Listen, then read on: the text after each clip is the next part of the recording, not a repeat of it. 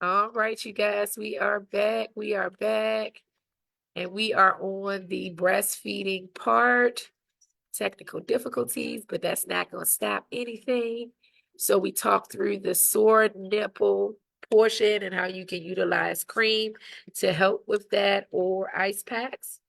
Also, your milk supply, remember, it is quality over quantity. So please do not stress yourself out because a little bit will go a long way in helping to nourish your baby's body, and giving them what they need in order to fight off any infections, any viruses. So just continuously having them on you would also help to increase your milk supply. All right, then we talking about your breast being inflamed. Again, that is normal. And when we talk about that, it's your actual breast tissue. It can cause some breast pain. So you may feel like, hey, I'm not good, like I'm sick, I'm coming down with the flu. You may also notice a lump in your black breast. And remember, I talked briefly about the strawberry milk where it's like it just pushes straight through your nipple, and I got a lot of relief through it. Some studies have shown that it is great to just give the baby that milk. It will not harm them. For me, I was freaked out, so I poured it out, but I was so upset because I was not an overproducer. I didn't produce a lot of milk, and so I was like, I did a lot of work for that. But it is okay again, utilizing the cold compress, and if your nipples are, cracked and sore, using that cream as well with it and just rubbing and stimulating will help to decrease that pain with the engorgement. Also tongue tie. So a tongue tie is when a strip of tissue attaches to the tongue, tongue to the mouth, and it's shorter than normal, and it can make latching harder. And so you definitely want to get with a specialist to help you with that, because you can still breastfeed. You just would need some support in helping the baby to latch properly. So here are the milestones, just showing it to you more visual. The milestones in the first year for breastfeeding. So 0 to 2 months, that baby has that reflective sucking with small amount frequencies. And then from that 3 to 4 month mark, it improves with the head control of the babies. Like, I know what I'm doing, I'm getting into a rhythm. And they also feed longer with more efficiency. In month 5 and 6, you start to see the signs of readiness for solid foods. They have their tongue control. They're sitting with support, so you can sit them with support. And then when you get to that 6 to 12 month mark, they begin introducing solid foods to the baby. The breast milk and the formula are still the primary nutrition, but you start to give them some of those solid foods. So here are some common questions that you may have. One is, can I take medication while I'm breastfeeding? And so you want to consult with your healthcare professional before taking any medications and letting them know, hey, my intent is to breastfeed.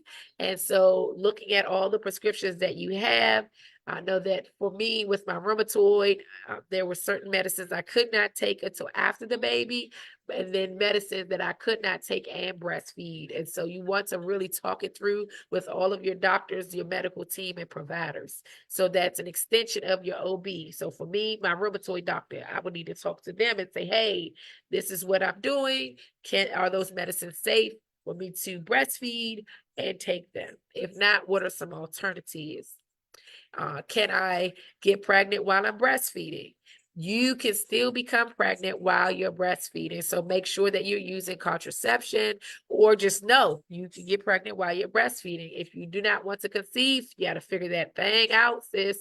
Also, can I drink alcohol while breastfeeding? And it is best to avoid it. Avoid it while you're breastfeeding. Just think about when you consume things, like if you eat something having a lot of garlic or onions in it, and the baby starts to get gassy, well, that's why. So everything you eat and consume, it comes through in that breast milk. So you do not want to consume alcohol while you're breastfeeding. So just making sure you understand that.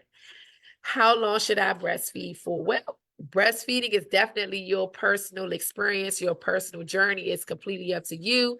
We have women that do it just for a few months, women that go the whole year, women that say, I'm going to do it to 3 or 4, or when my baby says that, hey, I'm no longer desire to breastfeed. It is nutritious for the baby. It has healing propositions for you as well as the mother. So it's completely up to you. So you guys, I want to thank you so much for your listening ear. I have so many different breastfeeding stories. Like I told you before, my children were very different. My first child, it took us up until the 3rd month for her to latch properly, but I was still breast pumping, expelling my milk through a pump and then giving it to her in a bottle. My second baby said, I don't want any parts of breastfeeding, but I do want the milk. So I pumped her entire time. My third and my fourth baby, they both latched. They both wanted it. They wanted so much milk that I had to supplement with formula. So again, every child is different. Your journey is different, but I want you all to know that we are here to support you in navigating that journey through feeding and nutritious breast milk or your formula to your child and making sure they receive what they need for their various milestones. I have put on here our information for your reading pleasure and for you to be informed. We are a 501c3 organization, so we always put our donation link here because we cannot continue our work without the generosity of you, your friend, your network, your organization to support our mission. I've also highlighted here on the screen some of the things that we do as far as our programming, which includes counseling and therapy, community support and safe spaces, massage therapy and body work, also our wellness program and classes. Every Monday here we do from 6 to 7 yoga, and then the first Saturday of every month West African dance. So this Saturday we will have a class coming up. We also do our healing retreats. You guys know every year we go to Jamaica, man. So that's going down in November. We have also included some day retreats through Native Spa right off of Clark Street here in Bainbridge, Georgia. Shout out to Dana and Reese. We've had one, and we have another one coming up in August. We also provide doula services from birthing, postpartum, and full spectrum doula services. We do online resources and support, so you don't have to just be here in Bainbridge, Georgia. We can help you wherever you are.